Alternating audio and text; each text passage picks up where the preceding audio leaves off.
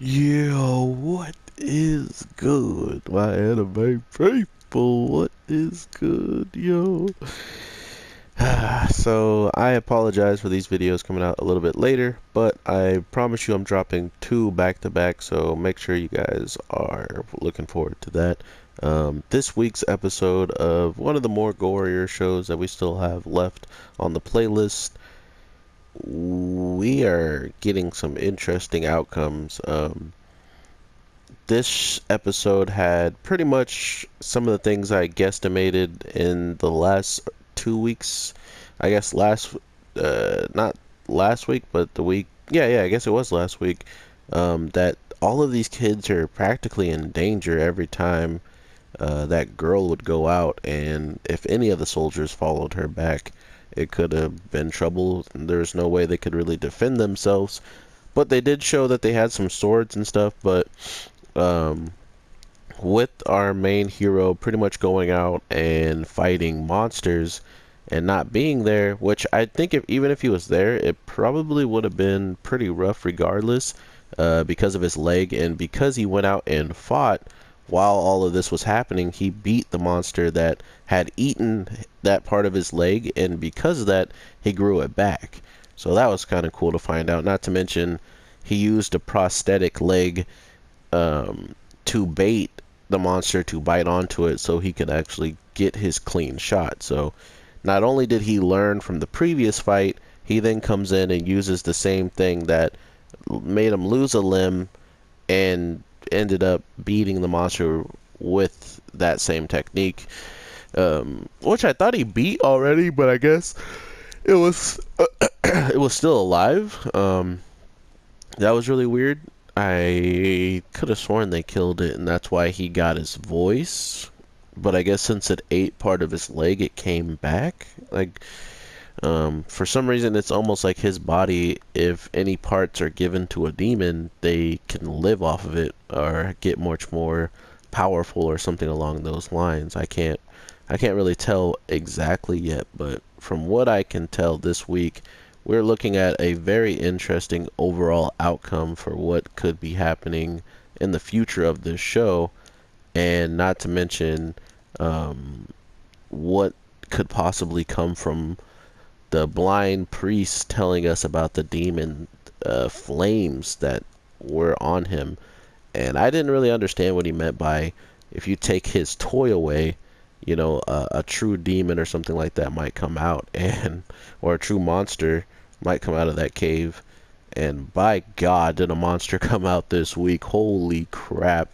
I honestly didn't expect her to die because of seemingly she seemingly was in the opening song, like a relatively bigger player in the show or something, and boom bam, she's gone. Like, I honestly feel bad for her. She was doing all of this to pretty much put everybody in that where they were in a better position, and wound up literally bringing death upon all of them, even though they're already injured, lost limbs, and now they had to watch each other get taken out. So, not the best world to be living in, but nonetheless, we are seeing quite the demonic lifestyle even amongst the humans.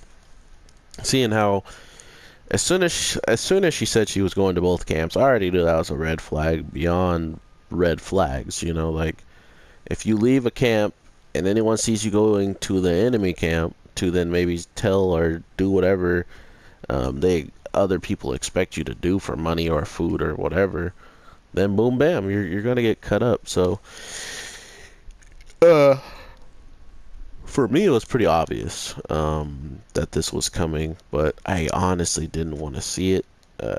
It's just, this world is way too corrupted for this not to be something that was possible at any time.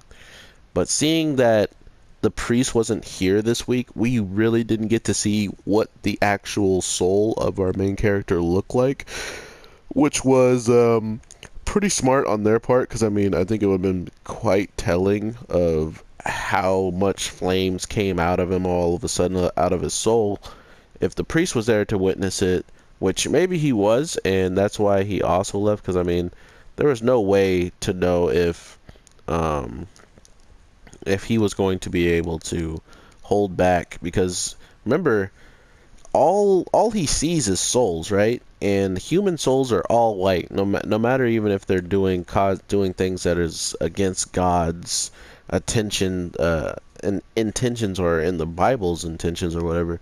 Pretty sure you're not supposed to go around and have any type of sexual relationships until you're married, so for that, it never changed in that case. It never, her soul never changed. Maybe because overall she was a good person or something, but I'm pretty sure, and I think they did this explicitly for a reason too, is they didn't show us the soul of these people because they wanted us to judge their souls.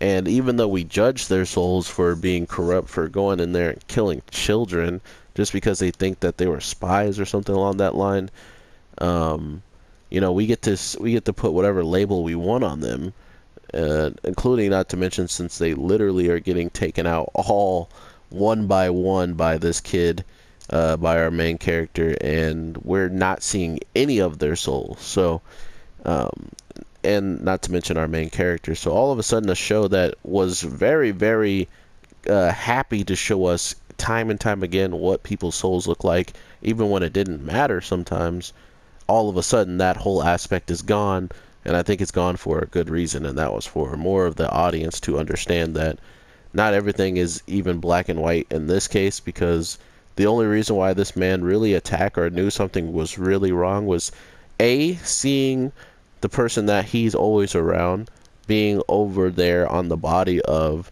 a soul shape that looked similar to the girl. The kid's crying out her name, and the song that she's singing almost sounds as if she's probably like choking on blood, or like bleeding, and still trying to sing and stuff. Not to mention, she told him that she only sings that song when she's sad. And why would she be sad? Because she's probably dead, or people have died, or something terrible could have happened, and he hears all of it now. So very, very tragic episode this week.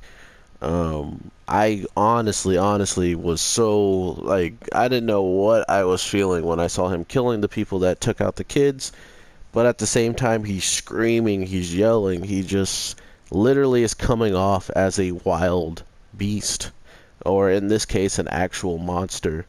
And I mean, he straight up stuck the blade through the guy's back of his neck.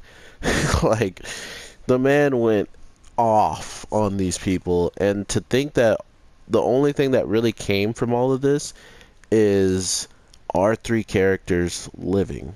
That's living. Our main character got his voice and a leg, and the priest lives because he left a lot earlier, and now our two characters are back to being a two-man squad until further, uh, you know, until maybe they run into the priest again or something. But whew, this episode had me just like completely lost for words when I saw this man just going absolutely nuts. And it's not a lot of shows that can portray like a reasonable reason why he's doing this. This was beyond reasonable, okay? I recommend him doing this 3 times to these people, because they're trash. They're human scum. And what they were doing was absolutely disgusting. Not to mention, this is the same chick that came to your guys' camp to help you guys out in that feeling of the lust area, and so, or lewd as they called it in the subtitles, actually. And then you're gonna go out of your way to kill other children that you don't even know about, man. That made me so mad. But I was glad that it got handled as quickly as it did happen. So that was good, because they would deserve to be taken out the way that they were. So overall, guys, I have Mob Psycho I'm gonna drop here pretty soon, but shows like this is the reason why I really just don't know what I'm gonna be getting, and that's why anime is so fun to me, because I'm watching a show that seemingly is like the most overpowered character and he has like the best life ever as a slime, and then the next show I watch is the most brutal show with demons and stuff, and even humans that are doing demonic things just because they feel like that's the only way they can get by and survive. So anime is a true treat, and sometimes you really just don't know what you're going to end up with.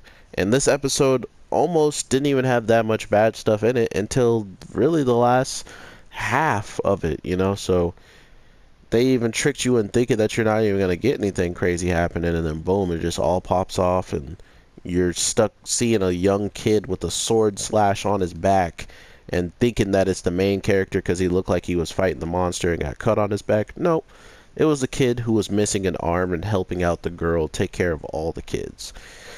So, man, it sucks to see it, but it's also good that I prepared myself for it because I already called it. I already saw it coming, man.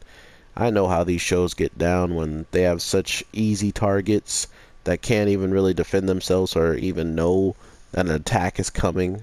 Like, why wouldn't they use them as another reason for our character to completely be, angry and sad at all at the same time? So, an amazing episode overall, but sad at the same time, which this show seemingly does very good. It does dark, gritty, sad, and action all very well, and all in the same episode sometimes. So I hope you guys are feeling alright after watching this episode. I will talk to you guys in the next one on Mob that I'm dropping soon, and after Mob I will talk to you guys tomorrow on Black Clover and stuff like that. So thank you so much for watching, guys. I am the Anime G, and I hope you guys have an awesome day, night, evening, whatever the case it is when you're watching this, and I will talk to you in the next one. Alright, Nightmare, you need to die. But yeah, I hope you guys enjoy, and let me know if there's other things coming soon to talk about as well. Always down to have a conversation in the comments. You know how it is. But yeah, alright everybody. Peace.